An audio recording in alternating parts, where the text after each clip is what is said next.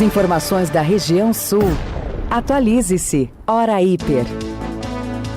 Muito bem, para quem está acompanhando com imagens aí, tanto no Face quanto no YouTube, já está vendo o estúdio cheio, o estúdio aí com nossos convidados que vão conversar conosco a respeito de uma novidade que está chegando no site, no portal Hora Hiper, não é? O seu portal de notícias, o horahiper.com.br. A partir de amanhã teremos uma coluna para assuntos jurídicos e os dois advogados estão aí para a gente falar um pouco do que é que vai ser abordado nesta coluna. Muito bom dia. Vitor Poeta, o nome, rapaz, o cara com um nome desses tem que ser advogado, escritor, alguma coisa por aí, né? Bom dia, bem-vindo aqui à Hora Hiper. Veja só, bom dia pessoal, bom dia a todos os ouvintes. Vamos lá, estrear essa coluna, ver se a gente consegue elucidar um pouquinho umas dúvidas do pessoal aí. O famoso juridiquês aí, transformar numa linguagem mais popular aí, esse juridiquês. Nem tanto, juridiquês a gente tenta deixar um pouquinho aí para gerações passadas, o pessoal da nova advocacia, o pessoal está atuando hoje em dia, prefere conversar com uma linguagem um pouco mais próxima do pessoal. Acessível, né, cara? Com certeza. E também advogado Henrique Juliano. Bom dia, Henrique. Bem-vindo, cara. Bom dia, Rafael. Bom dia, Niltinho. Bom dia aos ouvintes. E é como o Vitor disse aí, nosso papel é informar um pouco mais a população, que hoje nós vemos muitos casos assim que acabam repercutindo na mídia e às vezes as pessoas acabam falando qualquer coisa sem ter um conhecimento específico.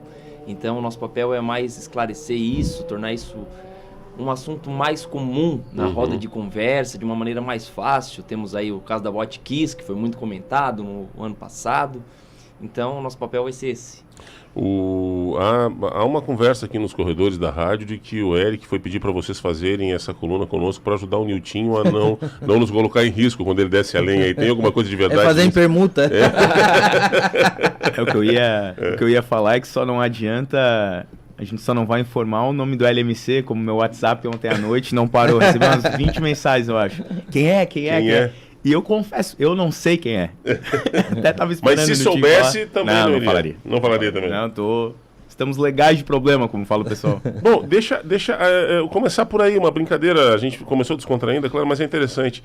Por que é que a gente não pode falar o nome da pessoa que foi detida pela polícia como provável criminoso, já foi identificado, mas olha, não se pode identificar ele. Me dá uma orientação pra gente aí. Então, vamos lá. Aí há o conflito de duas normas jurídicas. De um lado tu tens o direito de informação e do outro lado aquele princípio basilar da Constituição de que ninguém é declarado culpado até o trânsito final da sentença condenatória. O que quer dizer isso? Enquanto eu tenho a possibilidade de um recurso, eu sou considerado inocente.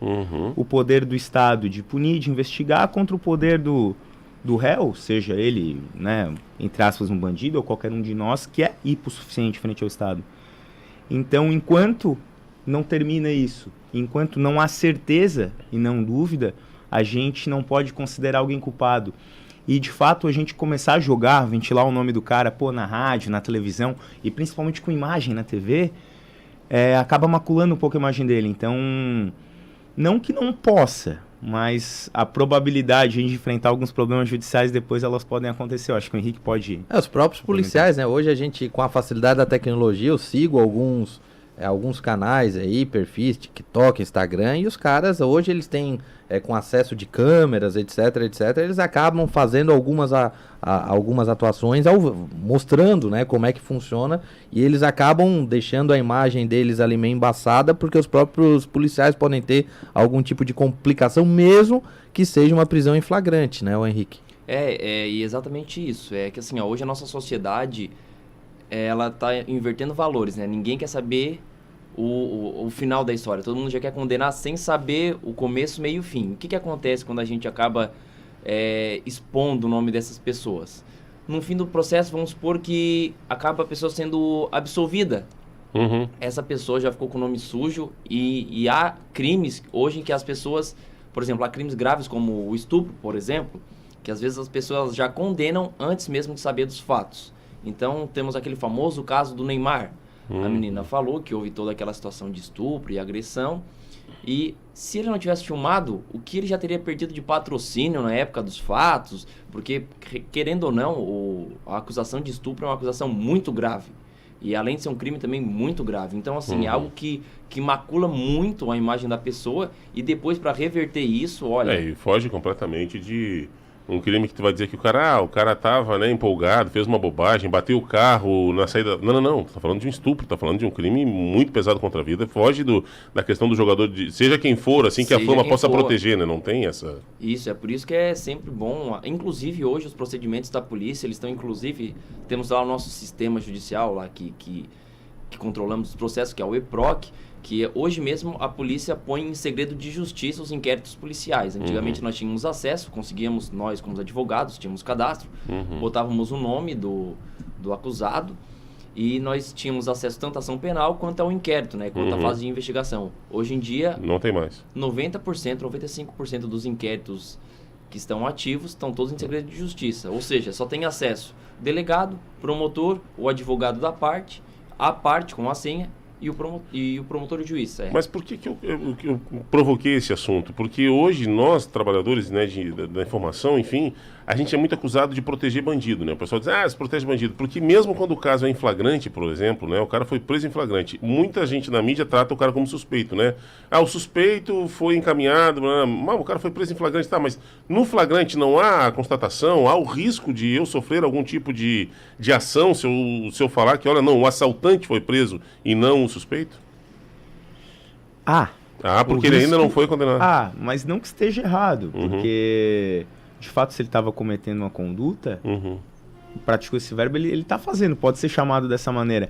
Porém, quem vai dizer isso é no final do processo juiz. A gente está antecipando uma condenação. Sim.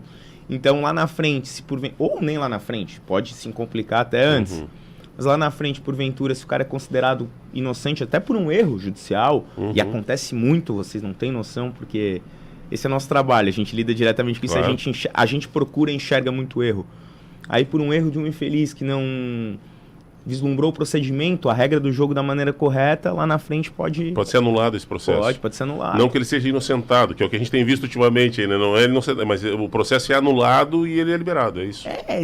Mais ou menos. Mais ou menos. Coloquialmente falando, sim. Mas, dependendo do caso, se o processo é anulado, entre aspas, ele vai ser considerado inocente. Mas por que essa, eu não sei, ponto de vista sob ponto de vista jurídico, né, dos advogados, existe um aumento na falta de confiança das pessoas na justiça, né? Isso tem sido muito frequente, a gente vê que às vezes a justiça é muito célere para alguns assuntos, é muito demorada para outros, principalmente naqueles que envolvem crime do colarinho branco, né? Que envolvem poderosos, grandes envolvidos. Na opinião de vocês, existe uma falha na Constituição, existe uma falha na interpretação? Por que esse aumento da falta de confiança das pessoas na justiça? Bom, é que primeiramente é que as pessoas acabam, querendo ou não, elas, como eu disse, né, elas não olham todo o processo, elas geralmente olham o que está na mídia. Então, por exemplo, se lá na mídia, por exemplo, a STF deu uma decisão de que determinado juiz foi parcial para determinado julgamento, né, para não dizer nome, dar nome aos bois. Sim. As pessoas acabam assim, porque essa justiça não presta, porque é isso, porque é aquilo. Então, assim, as pessoas, elas acabam não buscando se informar o porquê daquilo. Ontem mesmo nós tivemos um incidente, naquele caso do júri do menino Henry, lá no Rio de Janeiro, que a juíza, ela perdeu completamente o controle sobre a audiência, mandando o advogado se sentar e em outra situação mandou o advogado tomar Rivotril. Opa. A gente tem que entender que, assim, não há hierarquia entre promotoria, juiz e advogado. Todos estão no mesmo patamar. E outra coisa, juiz não pode ser maior que a lei. Se existe uma lei federal falando que advogado pode ficar em pé ou sentado, a depender da vontade dele, ela não tem que mandar sentar e dizer que aquilo é pulso firme ou que ela está conduzindo o ato. Então é por situações como essa, que às vezes deixam pontas soltas, que o nosso papel de procurar as nulidades e atos inadequados, que a gente acaba pedindo anulação de um processo, acaba recorrendo e um processo pode prescrever. Sim. Foi o que aconteceu. Temos o caso do ex-presidente Lula, que foi, chegou até o STF, foi declarado que o juiz Sérgio Moro era parcial, além de incompetente. Não incompetente, ele era uma pessoa incompetente, mas a vara, o juiz que julgou, não era o adequado para julgar e anulou o processo. Quando voltou, a maioria dos crimes já estavam prescritos. Então é por situações como essa que às vezes a população, em um senso comum, não entende como funciona e acaba dizendo que a justiça e até mesmo os advogados, né, são podres e advogado só defende bandido. E assim, ninguém quer precisar de um advogado, mas quando precisa, vai correndo procurar. É igual a médico. Né? A nossa profissão é essa. Claro que... A diferença é que o advogado, por conta de justamente todo mundo ter direito a um advogado, seja o bom ou seja o mal, a pessoa boa ou a pessoa mal, quer dizer, né? Acaba que cai muito nessa coisa. Advogado por dinheiro faz tudo, né? Por dinheiro faz tudo. E o cara fica como se faz piada com o advogado. Um bom advogado não, advogado bom não tem. Os caras fazem uma série de piadas por conta disso, que todo mundo tem direito à assistência jurídica. Inclusive é ilegal se não tiver, né, cara? Sim, a minha família, minha mãe sempre pergunta, a cada 2, 3 meses ela pergunta, tá, mas se eu chegar lá e matar alguém e eu não quiser que ninguém me defenda, assim, não, mãe, tu pode não querer. É obrigatório. Mas é obrigatório ter um advogado na tua defesa. Não, mas eu não quero. Não, mãe, não tem problema. Mas vai ter alguém lá, pelo menos com uma OAB, vai dizer assim, não quero fazer perguntas, condenem minha cliente, mas tu tens que ter um advogado lá te assistindo. Ou a própria defensoria, né? Ou a própria defensoria. Tem os bem mais velhos que tem até uma certa repulsa de advogado, né? Eu lembro lá da época da minha bisavó, tal, convivi bastante. Minha filha nunca casa com advogado. Existia uma certa repulsa ao trabalho dos advogados, talvez por isso. Mas essa questão de suspeição, é complicado porque... Tratando de STF em si, né? A gente, o Moro é incompetente para julgar aquele processo? Beleza. Mas a gente tem outras, ali dentro do próprio STF, que é indicação política, tem outras suspeições que não são levadas em consideração, né? Eu acho que esse processo acaba... Vocês acham que o sistema de escolha de ministro de STF deveria ou poderia mudar? Olha... Opinião própria. Sim. Eu acredito que deveria ser feito diferente, porque é indicação. Sim. E aí a gente sabe, existe uma troca de favores, existe um lobby muito grande.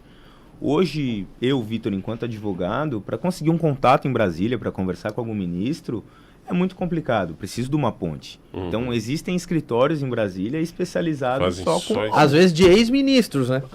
que é o verdadeiro absurdo. Ou assessores. Isso é complicado. Então, na minha opinião, acho que deveria haver uma mudança sim. Não sei o que o Henrique pensa sobre. E é onde a justiça não é tão técnica, né? Porque nas outras instâncias a justiça é muito mais técnica, digamos assim, né? Tem uma carreira, digamos assim. No STF, essa indicação pode fugir exatamente desse critério técnico, né? De escala de crescimento na carreira jurídica. Olha, né? nem só no STF. Existe uma... Bom, isso é público no nosso meio. Uma filha de um certo ministro que já foi indicado, parente do Collor, então você já deve... Marco Aurélio Mello. Deve imaginar quem seja. A filha dele, hoje, ela também é desembargadora do TRF. Olha isso. E ela do Luiz Fux, eu acho que é também, que é presidente hoje do STF. Eu não sei te falar, Niltinho, mas do Mello, sei que ela, mais jovem que eu, atualmente, já ostentava uma cadeira como desembargadora pelo quinto, era advogada. O Mello, mesma coisa, nunca passou num concurso na vida dele. Foi a Mariana Fux. Subindo. Então, não só lá, mas principalmente lá. E aí é uma teia de aranha, né? Vai puxando. Tem a própria... O Gilmar Mendes tem um instituto dele em Portugal, né? Sim. Ele promove alguns eventos, nada contra, até não vejo o problema. Agora, ele está julgando processos de bancos gigantes brasileiros, como o do Bradesco, e esse banco... dá patrocínio esses eventos dele, quer dizer, tem um conflito gritante de interesse e nada é feito. É Mariana Fux, ela foi nomeada desembargadora também, a filha do Luiz Fux. Mesmo caminho. É mérito, né? Mesmo caminho. Mérito. É a meritocracia brasileira. Bom, a gente vai vendo essas coisas assim. Bom, agora vamos falar sobre... Deixa eu fazer uma pergunta sobre um caso, não sei se vocês acompanharam, um caso que tomou uma certa repercussão mundial, o caso do Johnny Depp. Johnny Depp, o nosso pirata do Caribe, Eduardo Mãos de Tesoura. Qual é a visão jurídica de vocês sobre o fato ali? Teve esse negócio da mídia pegar no pé do cara e no final a coisa não era bem assim? Ainda bem que a coluna de vocês é escrita, que se fosse para bater papo aqui, já entrou até direito internacional ali. Um ponto que tem que ser levantado é que o nosso direito... ele não conversa com o direito de lá. Né? Exatamente, ele segue um rito, vamos dizer assim, civil law. E as pessoas podem não acreditar, mas é um direito assim muito mais técnico no sentido jurídico da palavra, no sentido de artigos e lei. Lá eles seguem mais o common law, que é mais uma questão de costumes. E, geralmente a gente vê em filme, né? Pega um tribunal e eles falam o caso X contra Y no ano de tal. Mas assim, o caso de Johnny Depp é o reflexo perfeito de como a gente não pode julgar as pessoas antes mesmo de ter uma decisão. As pessoas trataram o cara como O agressor. um agressor, crápula, o cara acabou perdendo patrocínio, perdendo papel... Contratos, e, enfim, Piratas do Caribe manchou a história do cara. Não estou falando que ele é uma pessoa santa, longe disso, mas também não sei... Ao que tudo indica, agressor ele não era. Exatamente. Ele pode ser... Agora, após o julgamento, a gente viu que agressor e estuprador, como foi levantado no tribunal, ele não pode ser considerado. É por isso, em situações como essa, que a gente não pode tomar um partido. A gente pode, assim, olha, tenho a minha opinião de que não podemos acusar que... Não, ele é. Porque situações como essa, o cara perdeu o patrocínio, então, assim... Se imagina para uma pessoa que tem muito dinheiro, já sofre uma situação como essa de ficar assim recolhido, imagina o LMC ali do Chiquinho. LS Jack. Cuidado com o LMC. Aliás, já estão perguntando aqui, estão pedindo. Teu amigo Paulinho Americh, quer que tu conte só qual é o partido? Ele não posso falar, Paulo. Eu vou falar no final do programa. Só pro Suelite da Pinote lá em Braço do Norte. Segura aí. Mas é sobre... E pior que a gente fala sobre... de fato demora o processo jurídico no Brasil, ele é muito lento, né? Não sei se vocês concordam comigo. Mas esse caso do Johnny Depp, eu até achei que era recente, mas também já faz... desde 2016. Né? Então, quer dizer, a justiça lá fora não é tão célere como a gente imagina que não. É porque houve a primeira parte do processo e aí depois houve agora a segunda parte, que é ele entrando contra ela, né? Primeiro ele foi acusado, ele perdeu um monte de coisa, aí depois ele entrou pra provar que era inocente. Mas assim. 6 anos, cara, é bastante, né? Bastante tempo. Bom, gente, são 7:50 da manhã dessa terça-feira. Vamos falar sobre a coluna que estreia amanhã. Como é que vem a primeira coluna e qual a preocupação de vocês aí em abordar esses temas no Portal Hora Hiper? Bom, essa primeira coluna a gente deixa sob os auspícios do meu amigo associado Henrique. Começou a se exibir. Dá um Google aqui. Não, sobre ele quem fica responsável. Então vou deixar ele falar um pouquinho mais, mas acredito que seja uma apresentação mesmo, algo mais introdutório.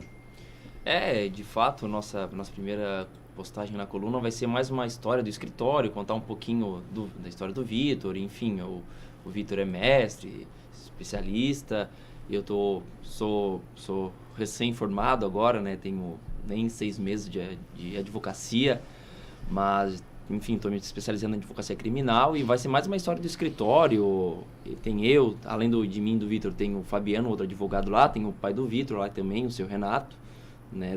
Ex-delegado. Então vai ser mais uma história do escritório, contar um pouquinho da história de cada um, o que faz lá no escritório e, consequentemente, vamos trazer algumas postagens de relevância, assim, que acabam surgindo na cabeça do povo uma dúvida, assim, ou tratar de alguns casos famosos, como, por exemplo, do Johnny Depp. Sim.